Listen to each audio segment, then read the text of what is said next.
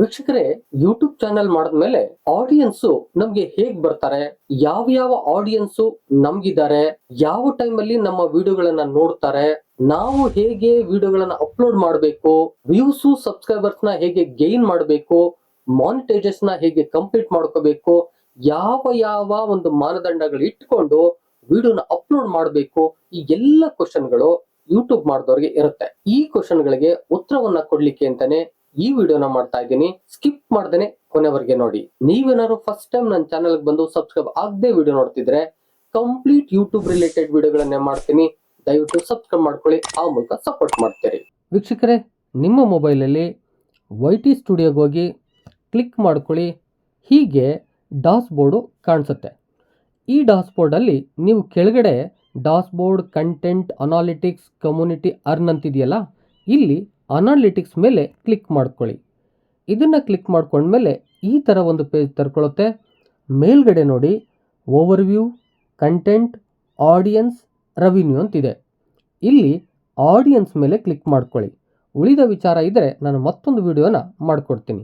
ಆಡಿಯನ್ಸ್ನ click ಮಾಡಿಕೊಂಡ್ರೆ ನಿಮ್ಗೆ ಇಲ್ಲಿ ಮಂತ್ಲಿ ಆಡಿಯನ್ಸ್ ಎಷ್ಟು ಇದ್ದಾರೆ ಅಂತಕ್ಕಂಥದ್ದನ್ನು ಮೊದಲನೇದಾಗಿ ಶೋ ಮಾಡ್ತಾ ಹೋಗುತ್ತೆ. ನೋಡಿ, 20.6K ಅಂದರೆ 20,600 ಜನ ಆಡಿಯನ್ಸ್ ಇದ್ದಾರೆ. ಇದು ನಿಮಗೆ ಗೊತ್ತಾಗಬೇಕು ಲಾಸ್ಟ್ 28 ಡೇಸಲ್ಲಿ ನಮಗೆ ಬಂದಂಥ ಆಡಿಯನ್ಸ್ ಅಂತಕ್ಕಂಥದ್ದು. ಇನ್ನು ಹಾಗೆ ಕೆಳಗಡೆ ಹೋದರೆ ಆಡಿಯನ್ಸ್ ಬೈ ವಾಚ್ ಬಿಹೇವಿಯರ್ ಅಂತಿದೆ. ಅಂದರೆ ಮಂತ್ಲಿ ಆಡಿಯನ್ಸು ಎಷ್ಟು ಜನ ಬರ್ತಾ ಇದ್ದಾರೆ, ಅವರು ಯಾವ ಥರದವರು ಅಂತಕ್ಕಂಥದ್ದನ್ನ ಇಲ್ಲಿ ಕೊಡ್ತಾರೆ. ಇಲ್ಲಿ ಕೊಟ್ಟಿದ್ದಾರೆ ಮಂತ್ಲಿ ಆಡಿಯನ್ಸ್ 7th May 2026 ಅಂತ. 2026 7th Mayವರೆಗೆ ಆಡಿಯನ್ಸು ಯಾವ್ಯಾವ ಥರ ನಿಮಗೆ ಬಂದಿದ್ದಾರೆ ಅಂತಕ್ಕಂಥ ಕೊಡ್ತಾ ಹೋಗ್ತಾರೆ. ಮೊದಲನೇದಾಗಿ ನ್ಯೂ ವ್ಯೂವರ್ಸ್ ಬಂದಿದ್ದಾರಂತೆ, ಅವರು 63.2% ಇದ್ದಾರಂತೆ. ನ್ಯೂ ವ್ಯೂವರ್ಸ್ ಬಂದಿದ್ದಾರೆ, ಅವರು ಎಲ್ಲ ಹೊಸಬ್ರೆ. ಇನ್ನು ಕ್ಯಾಸುವಲ್ ವ್ಯೂವರ್ಸ್ ಬಂದಿದ್ದಾರಂತೆ, 29.8% ಇದ್ದಾರಂತೆ. ಅವರು ಯಾವಾಗಲೂ ನಿಮ್ಮ ಚಾನಲಲ್ಲಿ ಬರ್ತಾ ಇರ್ತಾರೆ, ಹೋಗ್ತಾ ಇರ್ತಾರೆ. ಇನ್ನು ರೆಗ್ಯುಲರ್ ವ್ಯೂವರ್ಸ್ ಇದ್ದಾರಂತೆ, ಅವರು 7.0% ಇದ್ದಾರಂತೆ. ರೆಗ್ಯುಲರ್ ವ್ಯೂವರ್ಸೇ ಪ್ರತಿಯೊಂದು ಚಾನಲ್ನಲ್ಲಿ ಕಡಿಮೆ ಇರುತ್ತೆ. ಯಾಕಂತ ಹೇಳಿದ್ರೆ ರೆಗ್ಯುಲರ್ ಆಗಿ ಸ್ವಲ್ಪ ಜನ ಮಾತ್ರ ಇರ್ತಾರೆ. ಇದ್ದವರು ಯಾವುದೋ ಒಂದು ವಿಡಿಯೋಗೆ ಬಂದಿರ್ತಾರೆ, ಮತ್ತೆ ಹೋಗಿರ್ತಾರೆ. ಯಾವುದೋ ಒಂದು ವಿಡಿಯೋ ಇಷ್ಟ ಆಗಿರ್ತದೆ, ಮತ್ತೆ ಒಂದು ವಿಡಿಯೋ ಇಷ್ಟ ಆಗೋದಿಲ್ಲ. ಆ ರೀತಿಯಲ್ಲಿ ರೆಗ್ಯುಲರ್ ವ್ಯೂವರ್ಸು ಸ್ವಲ್ಪ ಕಡಿಮೆ ಇರ್ತಾರೆ. ಹೀಗೆ ವ್ಯೂವರ್ಸು ಬೇರೆ ಬೇರೆ ರೀತಿಯಲ್ಲಿ ಯಾರ್ಯಾರು ಬರ್ತಾರೆ ಅಂತಕ್ಕಂಥದ್ದನ್ನು ಇದು ಹೇಳ್ತಾ ಹೋಗುತ್ತೆ. ನೆಕ್ಸ್ಟು ಹಾಗೆ ಕೆಳಗಡೆ ಬಂದರೆ ಪಾಪ್ಯುಲರ್ ವಿತ್ ನ್ಯೂ ವ್ಯೂವರ್ಸ್ ಅಂತ ಹೇಳ್ತಾರೆ. ಲಾಸ್ಟ್ 28 ಡೇಸಲ್ಲಿ ನ್ಯೂ ವ್ಯೂವರ್ಸ್ಗೆ ಯಾವ ವಿಡಿಯೋ ಪಾಪ್ಯುಲರ್ ಆಗಿ ಕಂಡಿವೆ ಅಂತಕ್ಕಂಥ ನೋಡೋದಾದರೆ ಇಲ್ಲಿ ಅದನ್ನು ಶೋ ಮಾಡ್ತಾ ಹೋಗ್ತಾರೆ. ಅಂದರೆ ನ್ಯೂ ವ್ಯೂವರ್ಸ್ ಬಂದಾಗ ಯಾವ ವಿಡಿಯೋಗಳ ಮೂಲಕ ಅವರು ಬಂದಿದ್ದಾರೆ ಅಂತಕ್ಕಂಥದ್ದನ್ನು ಈ ಒಂದು ಭಾಗ ಶೋ ಮಾಡ್ತಾ ಹೋಗುತ್ತೆ. ಇಲ್ಲಿ ನಿಮಗೆ ಥಂಬ್ನೈಲ್ ಇರುತ್ತೆ, ಟೈಟಲ್ ಇರುತ್ತೆ, ಮತ್ತು ಎಷ್ಟು ಆ ವಿಡಿಯೋ ಓಡಿದೆ ಅಂತಕ್ಕಂಥದ್ದು ಕೂಡ ಇರುತ್ತೆ. ಅದನ್ನು ಕೂಡ ನೀವು ನೋಡ್ಕೋಬೋದು. ಇನ್ನು ನಂತರದಲ್ಲಿ ಕೆಳಗೆ ಬಂದರೆ when your viewers are on YouTube ಅಂತಿದೆ. ಇದು ನಮಗೆ ಬಹಳ ಮುಖ್ಯ ಆಗುತ್ತೆ ವಿಡಿಯೋನ ಅಪ್ಲೋಡ್ ಮಾಡಲಿಕ್ಕಾಗಿ. ಇದು ಕೂಡ ಲಾಸ್ಟ್ 28 ಡೇಸಲ್ಲಿ ಕೊಡ್ತಾ ಹೋಗ್ತಾರೆ. ಇಲ್ಲೊಂದು ಚಾರ್ಟ್ ಇದೆ ನೋಡಿ, ಒಂದು ಪಿಂಕ್ ಕಲರಲ್ಲಿ. ಇದರಲ್ಲಿ Monday, Tuesday, Wednesday, Thursday, Friday, Saturday and Sunday ಇದೆ. ಎಲ್ಲ ದಿನಗಳಲ್ಲಿ ಯಾವ ಟೈಮಲ್ಲಿ ವ್ಯೂವರ್ಸು ನಿಮ್ಮ ವಿಡಿಯೋಗಳನ್ನು ನೋಡ್ತಾ ಇದ್ದಾರೆ ಅಂತಕ್ಕಂಥದ್ದನ್ನು ಈ ಚಾರ್ಟು ಶೋ ಮಾಡುತ್ತೆ. ಇಲ್ಲಿ ಟೈಮನ್ನು ಕೊಡ್ತಾರೆ ನೋಡಿ, 23 hours 59 minutes ಅಂತ. ಅಂದರೆ ಮಿಡ್ನೈಟು ಇದು ಇಂಡಿಯನ್ ಟೈಮಲ್ಲಿ ಆಗಿರುತ್ತೆ. ನಂತರದಲ್ಲಿ 5:59 minutes ಅಂತ ಹೇಳ್ತಾರೆ, ಇದು ಅರ್ಲಿ ಮಾರ್ನಿಂಗ್ ಆಗಿರುತ್ತೆ. ಈ ನಂತರದಲ್ಲಿ 11:59 minutes ಅಂತಾರೆ, ಇದು ಮಧ್ಯಾಹ್ನ ಆಗಿರುತ್ತೆ. ಇನ್ನು 17:59 minutes ಅಂತಾರೆ, ಇದು ಸಂಜೆ ಆಗಿರುತ್ತೆ. ಈ ಥರ ಟೈಮನ್ನು ನೀವು ನೋಡ್ಕೋಬೇಕು. ಈ ರೀತಿಯಲ್ಲಿ ಇಲ್ಲಿ ನೀವು ಕ್ಯಾಲ್ಕುಲೇಟ್ ಮಾಡಬೇಕು, ಎಲ್ಲೆಲ್ಲ ಈ ಪಿಂಕ್ ಅಂತಕ್ಕಂಥದ್ದು ಸ್ವಲ್ಪ ಡಾರ್ಕ್ ಆಗಿ ಅಂದರೆ ಹೆಚ್ಚು ಬ್ರೈಟಾಗಿ ಕಾಣಿಸ್ತಿದೆಯೋ ಆ ಒಂದು ಟೈಮಲ್ಲಿ ವ್ಯೂವರ್ಸು ಜಾಸ್ತಿ ಬಂದಿದ್ದಾರೆ ಅಂತ ಅರ್ಥ. ಎಲ್ಲೆಲ್ಲಿ ಸ್ವಲ್ಪ ಕಡಿಮೆ ಲೋ ಲೈಟಲ್ಲಿ ಕಾಣಿಸ್ತಿದೆಯೋ ಅಲ್ಲಿ ವ್ಯೂವರ್ಸು ನೋಡ್ತಾ ಇಲ್ಲ ಅಥವಾ ಕಡಿಮೆ ಬಂದಿದ್ದಾರೆ ಅಂತ ಅರ್ಥ. ಇದನ್ನು ನೋಡಿಕೊಂಡು ವಿಡಿಯೋನ ಅಪ್ಲೋಡ್ ಮಾಡಬೇಕು. ಇಲ್ಲಿ ಈ ಒಂದು ಚಾನಲ್ನಲ್ಲಿ ಅಂದರೆ ನನ್ನ ಚಾನಲ್ನಲ್ಲಿ ಯಾವ ಟೈಮಲ್ಲಿ ಹೆಚ್ಚು ಜನ ನನ್ನ ವಿಡಿಯೋಗಳನ್ನು ನೋಡ್ತಾ ಇರ್ತಾರೆ ಅಂತ ಹೇಳಿದ್ರೆ 5:59 ಟೈಮಲ್ಲಿ ಹೆಚ್ಚು ನೋಡ್ತಿರ್ತಾರೆ. ಅಂದರೆ 17:59 ಇದೆಯಲ್ಲ ಆ ಟೈಮಲ್ಲಿ, ಅಂದರೆ 5:59 ನಿಮಿಷ ಅದಾಗಿರುತ್ತೆ. ಇನ್ನು ಇಲ್ಲಿ ನೋಡಿ 5:59 ಮಾರ್ನಿಂಗ್, ಅರ್ಲಿ ಮಾರ್ನಿಂಗು ಹೆಚ್ಚು ಜನ ನೋಡ್ತಾ ಇಲ್ಲ, ಮಧ್ಯಾಹ್ನ 11 ಗಂಟೆಯಲ್ಲಿ ಒಂದಷ್ಟು ಜನ ನೋಡ್ತಾ ಇದ್ದಾರೆ. ಹೀಗೆ ಇದನ್ನು ಕ್ಯಾಲ್ಕುಲೇಟ್ ಮಾಡಿ ನೀವು ವಿಡಿಯೋನ ಅಪ್ಲೋಡ್ ಮಾಡಬೇಕು. ಇದಕ್ಕಾಗಿ ಮತ್ತೊಂದು ಡೆಡಿಕೇಟೆಡ್ ವಿಡಿಯೋನ ಮಾಡಿಕೊಡ್ತೀನಿ. ಇನ್ನು ಕೆಳಗಡೆ ಬಂದರೆ ಡಿವೈಸ್ ಟೈಪನ್ನು ಕೊಡ್ತಾರೆ, ಯಾವ ಯಾವ ಡಿವೈಸಿಂದ ವಿಡಿಯೋಗಳನ್ನು ನೋಡ್ತಿದ್ದಾರೆ ಅಂತ. ಮೊಬೈಲ್ನಿಂದ 96%, ಕಂಪ್ಯೂಟರಿಂದ 2.3%, ಟ್ಯಾಬ್ಲೆಟಿಂದ 0.9, ಟಿ ವಿಯಿಂದ 0.7. ಹೀಗೆ ಡಿವೈಸಲ್ಲಿ ನೋಡೋದನ್ನು ಕೂಡ ಇಲ್ಲಿ ಶೋ ಮಾಡ್ತಾ ಹೋಗ್ತದೆ. ಇನ್ನು ಏಜನ್ನು ಕೊಡ್ತಾ ಹೋಗ್ತಾರೆ, ಯಾವ ಏಜ್ನವರು ವಿಡಿಯೋಗಳನ್ನು ನೋಡ್ತಿದ್ದಾರೆ ಅಂತ. ಲಾಸ್ಟ್ 28 ಡೇಸ್, ಬಹುತೇಕ ಎಲ್ಲವೂ ಕೂಡ ಲಾಸ್ಟ್ 28 ಡೇಸ್ ಡಾಟಾನೇ ಇರುತ್ತೆ.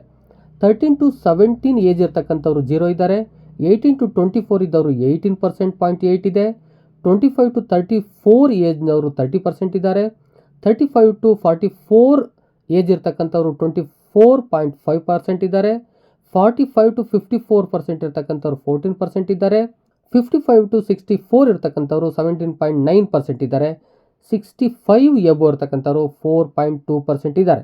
ಇಲ್ಲಿ ಹೆಚ್ಚು ನೋಡ್ತಕ್ಕಂಥವ್ರು ನನಗೆ 30%, ಅಂದರೆ 25 to 34 ಏಜ್ ಇರ್ತಕ್ಕಂಥವ್ರು ಹೆಚ್ಚು ಈ ವಿಡಿಯೋಗಳನ್ನು ನೋಡ್ತಿದ್ದಾರೆ, ಅಂದರೆ ನನ್ನ ಚಾನಲ್ನ ವಿಡಿಯೋಗಳನ್ನು ನೋಡ್ತಾ ಇದ್ದಾರೆ. ಇಲ್ಲಿ ನೀವು ನೋಡ್ಬೋದು ಯಾರಿಗೆ ಯಾವ ವಿಡಿಯೋನ ಯಾವ ಕಂಟೆಂಟ್ನ ಕೊಡ್ಬೋದು ಅಂತಕ್ಕಂಥದ್ದನ್ನು ನೀವು ಇಲ್ಲಿ ಕ್ಯಾಲ್ಕುಲೇಟ್ ಮಾಡ್ಬೋದು. ಇನ್ನು ಜೆಂಡರ್ನು ಕೊಟ್ಬಿಡ್ತಾರೆ, ಮೇಲು 67.7% ನೋಡ್ತಿದ್ದಾರೆ, ಫೀಮೇಲು 32.3% ನೋಡ್ತಿದ್ದಾರೆ.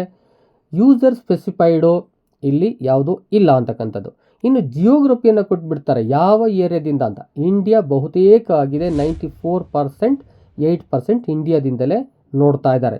ಇನ್ನು ಟಾಪ್ ಸಬ್ಟೈಟಲ್ ಕೂಡ ಕೊಟ್ಬಿಡ್ತಾರೆ. ಇಲ್ಲಿ ನೋ ಸಬ್ಟೈಟಲ್ ಇರ್ತಕ್ಕಂಥದ್ದು 80%, ಕನ್ನಡ 15%, ಇಂಗ್ಲೀಷು 0.4% ಅಂತ ಹೇಳ್ತಾರೆ.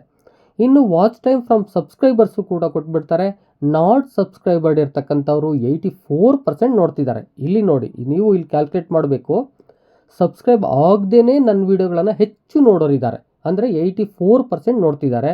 ಸಬ್ಸ್ಕ್ರೈಬ್ ಆಗಿರೋರು ಓನ್ಲಿ 16% ನೋಡ್ತಾ ಇದ್ದಾರೆ. ಅಲ್ಲಿಗೆ ಗೊತ್ತಾಯಿತು ಸಬ್ಸ್ಕ್ರೈಬ್ ಆಗದೇ ವಿಡಿಯೋ ನೋಡ್ತಾ ಇದ್ದಾರೆ ಅಂತ. ಇವರೆಲ್ಲ ಸಬ್ಸ್ಕ್ರೈಬ್ ಆಗಿ ನನ್ನ ವಿಡಿಯೋ ನೋಡಿದ್ರೆ ಸಬ್ಸ್ಕ್ರೈಬರ್ಸು ಇನ್ನೂ ತುಂಬ ಬರ್ತಾರೆ. ಈಗ ನೀವು ಅವ್ರಿಗೆ ಸಬ್ಸ್ಕ್ರೈಬ್ ಮಾಡ್ಕೊಳ್ಳೋದಕ್ಕೆ ಹೇಳಬೇಕಾಗತ್ತೆ, ಅದನ್ನು ನಿಮ್ಮ ವಿಡಿಯೋದಲ್ಲಿ ಅವಾಗವಾಗ ನೀವು ಮೆನ್ಷನ್ ಮಾಡಬೇಕಾಗತ್ತೆ.